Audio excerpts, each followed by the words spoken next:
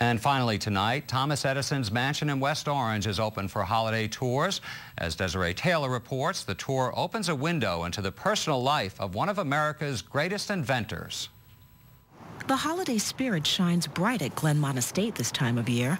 From the stairway to the fireplace, the 29-room mansion is decorated to look just as it did when Thomas Edison, his wife Mina, and their children lived here about 100 years ago.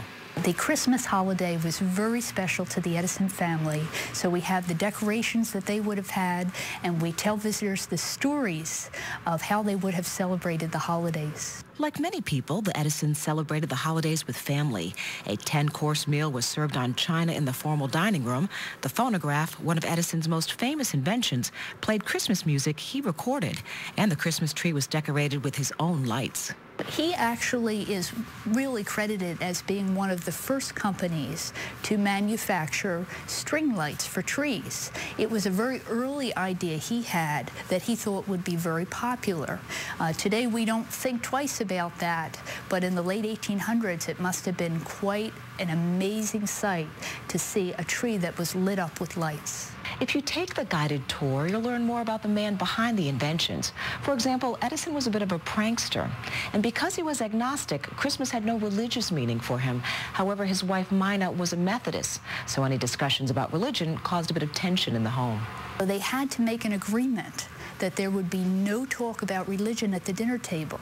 And that's how they agreed to disagree so that they could really have a congenial marriage. Little has changed at Glenmont since Edison died here in 1931.